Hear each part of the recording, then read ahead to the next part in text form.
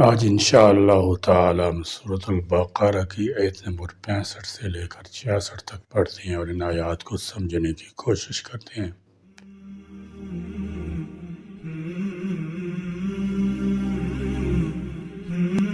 اعوذ باللہ من الشیطان الرجیم، بسم اللہ الرحمن الرحیم۔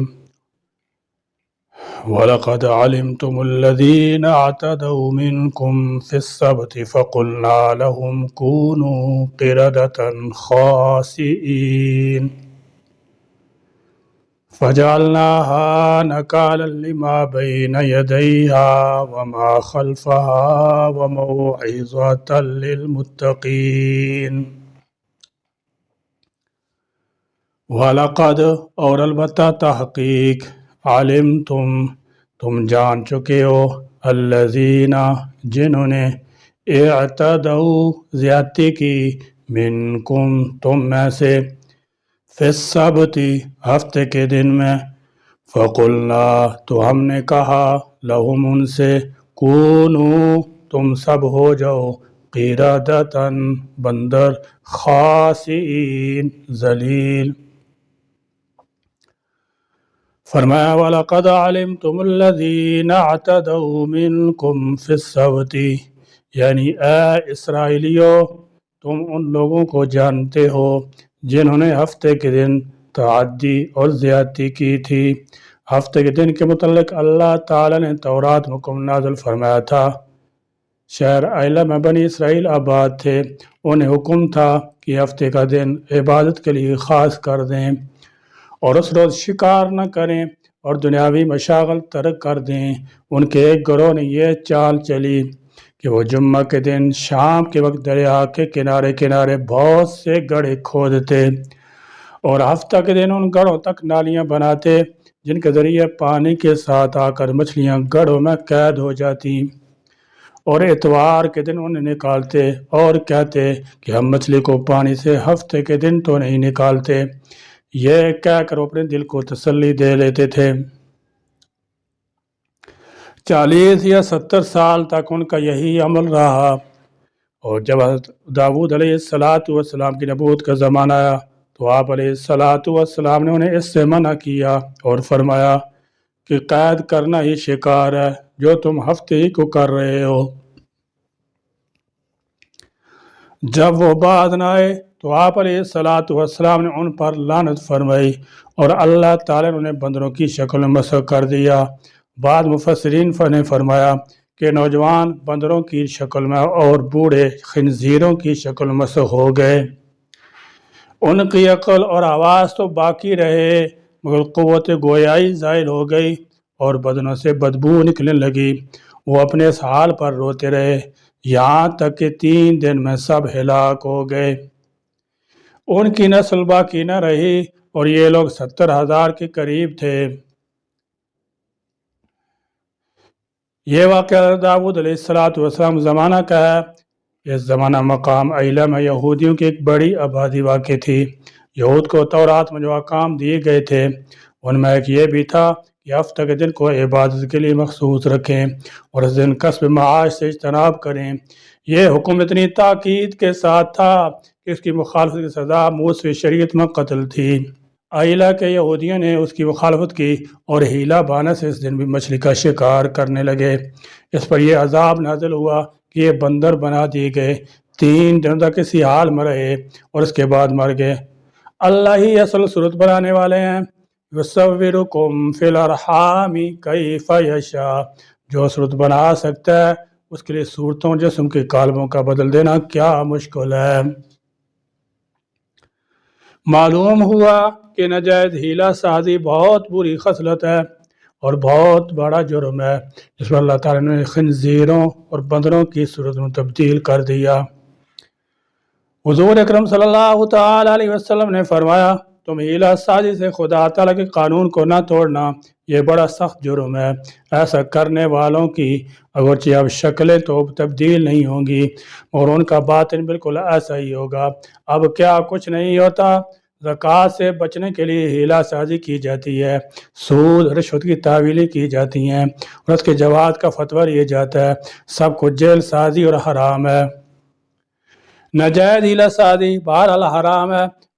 مثلاً زکوٰۃ کی ادائیگی سے بچنے کے لیے زیور بیوی کے نام ہبہ کر دیا، جب اس کے پاس سال پورا ہونے لگا تو بیوی نے خاوند کے نام ہبہ کر دیا، گویا نہ کسی کے یہاں زیور پر پورا سال گزرے اور نہ اس کی زکوٰۃ دینی پڑے، یہ ہیلا سازی ناجائز ہے۔ اسی طرح کسی بھی فرض، روزہ، نماز، جہاد وغیرہ سے بچنے کے لیے کوئی ہیلا سازی کرے گا تو مجرم ٹھہرے گا۔ یہودیوں کے لیے ہفتہ اور نصارہ کے لیے اتوار کا دن مقدس ہے، اور علیہ السلام کے لیے جمعہ کا دن مبارک ہے۔ حضور نبی کریم صلی اللہ تعالی علیہ وسلم نے فرمایا کہ اللہ تعالیٰ نے پہلی امتوں کو بہکا دیا کہ وہ جمعہ کا دن نہ پا سکیں، بلکہ یہ فضیلت اللہ تعالیٰ نے آخری امت کے لیے مخصوص کر رکھی تھی، کیونکہ جمعہ تمام ایام سے زیادہ فضیلت والا دن ہے۔ جمعہ کو یوم المزید بھی کہا گیا ہے، کیونکہ اس میں اہل ایمان کو مزید کرامتیں، انعامات عطا ہوتے ہیں۔ تنبیہ الغافلین میں ہے کہ قیامت کے دن اہل ایمان اس دن کے ذریعے مزید قرب الہی حاصل کریں گے۔ جمعہ کی نماز اور جمعہ سے جمعہ تک کے اعمال انسان کے گناہوں کا کفارہ بنتے ہیں، جیسا کہ حدیث میں ہے یہ دن اجتماع اور امت کی یکجہتی کا دن ہے۔ قرآن نے فرمایا یا ایھا الذین آمنوا اذا نودی للصلاۃ من یوم الجمعہ فاسعوا الی ذکر اللہ۔ جمعہ کے دن ایک قبولیت کی گھڑی ہوتی ہے جس میں دعا ضرور قبول ہوتی ہے، اس کا ذکر مختلف احادیث میں آیا ہے اور کتابوں میں اس دن کی خصوصیات میں شمار کیا گیا ہے۔ خلاصہ یہ کہ جمعہ اسلام میں ہفتے کا سب سے عظیم دن ہے۔ تخلیق انسان، خصوصی عبادات، اجتماعی عبادت، دعاؤں کی قبولیت، گناہوں کی مغفرت، بلند درجات ایک ہی دن میں جمع کر دیے گئے ہیں۔ آپ نے فرمایا الیہود غداً، یعنی یہود نے جمعہ سے اگلا دن اختیار کیا، والنصارى بعد غد، اور نصارہ نے اس کے بعد یعنی اتوار کا دن منتخب کیا۔ اللہ تعالیٰ جل شانہ نے انہیں کسی حد تک اختیار دے دیا تھا کہ وہ اپنے لیے بہتر دن منتخب کر لیں، اور انہوں نے یہ ایام پسند کیے اور جمعہ کو منتخب نہ کیا جو کہ مسلمانوں کے مقدر میں تھا۔ یہودی نے ہفتے کا دن اس لیے اختیار کیا کہ کائنات کی تخلیق ہفتے کے روز شروع ہوئی تھی، اس لیے ان کے ہاں یہ سب سے متبرک دن سمجھا گیا۔ الغرض، حضرت داؤد علیہ السلام نے ان لوگوں کو اللہ تعالیٰ کا پیغام سنایا، انہیں نیکی کی تلقین کی، برائیوں سے منع کیا، انہوں نے اچھی طرح تنبیہ کی کہ اگر تم اپنی بری خصلتوں سے باز نہیں ہوگے تو اللہ تعالیٰ کی گرفت میں آ جاؤ گے۔ آپ کی اس تبلیغ سے تقریباً 12,000 لوگ نہ صرف خود اس غلط کام سے باز آ گئے بلکہ انہوں نے دوسروں کو بھی روکنا شروع کر دیا۔ اس کے باوجود بہت بڑی تعداد ان لوگوں کی تھی جو اللہ تعالیٰ کی نافرمانی سے باز آنے کے اختیار نہ تھے، گویا ایک گروہ فاسقین کا تھا تو ان کے مقابلے میں صالحین کا ایک گروہ بھی پیدا ہو گیا۔ ان کے علاوہ ایک تیسرا گروہ ایسا تھا جو خود تو برائی کا ارتکاب نہ کرتا تھا مگر دوسروں کو روکتا بھی نہ تھا۔ قرآن پاک میں آتا ہے کہ یہ گروہ برائی سے منع کرنے والوں کو کہتا تھا کہ تم انہیں کیوں روکتے ہو، کیوں اپنا وقت ضائع کرتے ہو، انہیں اپنے حال پر چھوڑ دو، مگر صالحین کا گروہ انہیں جواب دیتا معذرۃ الی ربکم وَلَعَلَّهُمْ يَتَّقُونَ، کہ بھائی اللہ تعالیٰ کے سامنے غداری کے لیے انہیں روکتے ہیں۔ اگر اللہ تعالیٰ نے پوچھ لیا کہ تم نے انہیں برائی سے کیوں نہ روکا تو ہمارا کیا جواب ہوگا؟ قیامت کے روز ندامت اٹھانی پڑے گی، اس لیے اہل علم کے لیے ضروری ہے کہ وہ اللہ تعالیٰ کا فرمان، اس کے عطا کردہ شریعت لوگوں تک پہنچائیں اور تبلیغ کا حق ادا کریں۔ ہو سکتا ہے کہ ان کی تبلیغ سے کوئی شخص راہ راست پر آ جائے، پھر جب اس قوم پر عذاب نازل ہوا تو اس عذاب سے صرف منع کرنے والا گروہ بچا لیا گیا۔ خاموش رہنے والے اور مجرم دونوں گروہوں پر عذاب نازل ہوا۔ وہ عذاب یہ تھا کہ تم ذلیل خوار بندر بن جاؤ۔ اب معجزات کے منکر نیچری حضرات یہ کہتے ہیں کہ ان لوگوں کی عادات خصائل تو بندروں جیسے ہو گئے تھے لیکن ان کی صورتیں مسخ نہیں ہوئی تھیں، یعنی وہ فی الواقع بندر نہیں بنے تھے۔ یہ توجیہ اس لحاظ سے غلط ہے کہ ایک تو قرآن کے ظاہری الفاظ سے یہ گنجائش نہیں نکلتی، دوسرے مابعد کی آیت اس توجیہ کی توثیق کی بجائے تردید کر رہی ہے، کیونکہ اگر ان کی شکلیں بدستور انسانوں کی ہی رہیں تو وہ اس وقت موجود لوگوں اور پچھلوں کے لیے سامان عبرت کیسے بن سکتے تھے اور پرہیزگار ان سے کیا سبق لے سکتے تھے۔ حقیقت یہ ہے کہ وہ فی الواقع بندر بن گئے تھے، تاہم ان کے دماغ وہی رہے، ان میں فہم و شعور انسانی موجود تھا۔ وہ ایک دوسرے کو پہچانتے اور ایک دوسرے کو دیکھ کر روتے تھے مگر کلام نہیں کر سکتے تھے۔ یہاں یہ سوال پیدا ہوتا ہے کہ اللہ تعالیٰ نے ان نافرمانوں کو جانوروں کی شکل میں اور خاص طور پر خنزیروں اور بندروں کی شکل میں کیوں تبدیل کیا؟ وجہ اس کی یہ ہے کہ اللہ تعالیٰ نے ان کے لیے ایک قانون مقرر کیا تھا کہ ہفتے کے دن سوائے عبادت کوئی کاروبار نہیں کریں گے، مگر انہوں نے حکم خداوندی کو توڑ کر مچھلی کا شکار شروع کر دیا۔ اس کی وجہ سے اللہ تعالیٰ نے سزا کے طور پر خنزیر اور بندر بنا دیا۔ اس ضمن میں پہلی بات تو یہ ہے کہ انسان اور جانور میں یہی فرق ہے کہ انسان قانون کی پابندی کرتا ہے اور جانور اس سے مستثنا ہے۔ اب اگر انسان بھی قانون کی خلاف ورزی شروع کر دے تو ظاہر ہے کہ وہ انسانیت کے درجے سے گر کر حیوانیت کے درجے پر آ گیا، اور ظاہری شکل و صورت کے اعتبار سے انسان بندر سے زیادہ مشابہ ہے، لہذا اللہ تعالیٰ نے انہیں بندر کی شکل میں تبدیل کر دیا۔ شکل و صورت کے علاوہ بندر حس اور شعور میں بھی انسان سے مشابہ ہوتا ہے۔ یہ بڑا نقال جانور ہے، جس طرح انسان کو کرتے ہوئے دیکھ لے اس طرح کرنے لگتا ہے، تو گویا اللہ تعالیٰ نے ان فرمانوں کو جانوروں کی اس قسم میں تبدیل کیا جو ان سے زیادہ مشابہ ہیں۔ مفسرین فرماتے ہیں کہ جب اکیلا آدمی کسی ضابطے کی پابندی کرتا ہے تو اسے اخلاق کا نام دیا جاتا ہے، اور جب کوئی دو افراد آپس میں کوئی معاملہ طے کرتے ہیں تو اسے قانون کہا جاتا ہے۔ قانون کی ادنا ترین صورت میاں بیوی کے درمیان نکاح کا ضابطہ ہے، جس کی پابندی دونوں فریقوں پر لازم ہے۔ اگر کوئی فریق اس قانون کو توڑے گا تو وہ انسانی درجے سے گر کر حیوانیت کے زمرے میں شامل ہو جائے گا۔ اس کی مزید وضاحت یوں سمجھے کہ عقد نکاح کے قانون کے مطابق کوئی عورت ایک ہی مرد کے لیے ساتھ مختص ہوتی ہے۔ یہ ایک معاہدہ یا ایگریمنٹ ہوتا ہے جس کی پابندی ضروری ہے۔ اگر اس ضابطے کی خلاف ورزی کرتے ہوئے عورت ایک مخصوص مرد کی بجائے کسی دوسرے مرد کی خلوت میں بھی چلی جائے تو ظاہر ہے کہ وہ جانور کی سطح پر آ جائے گی جس پر کسی ایسے قانون کی پابندی لازم نہیں۔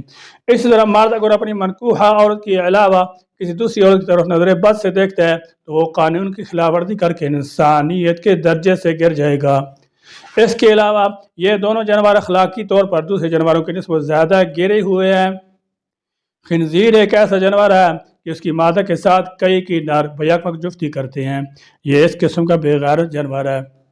اور بندر کی ایک بہت بری خصلت یہ ہے کہ یہ اپنے ہی ہم جنس بندر کے ساتھ بھی قضائے شہوت کر لیتا ہے۔ خنزیر قانون کی ایک شق کی خلاف ورزی کرتا ہے تو بندر دوسری شق کی خلاف ورزی کرتا ہے۔ یہی وجہ ہے کہ سور کا گوشت کھانے والے لوگ بے غیرت ہوتے ہیں۔ انگریز اور سکھ جو خنزیر کا گوشت کھاتے ہیں ان میں بے غیرتی کا مادہ کثرت سے پایا جاتا ہے۔ الغرض جب یہود نے اللہ تعالیٰ قانون کو توڑ ڈالا تو اللہ تعالیٰ نے ان کی شکلیں ان جانوروں میں تبدیل کر دیں جو خود قانون شکن ہے۔ نماز کا ایک اہم قانون ہے کہ مقتدی امام سے آگے نہ نکلے، رکوع، سجود، قومہ، قعدہ ہر مقام پر امام کی اقتداء میں رہے، اور اگر کوئی نمازی امام سے آگے نکلنے کی کوشش کرے گا تو اس کی مثال گدھے کے ساتھ دی گئی ہے جو کہ بڑا بیوقوف جانور ہے۔ گویا جو شخص نماز کے قانون کو توڑتا ہے وہ گدھے کی مانند ہے۔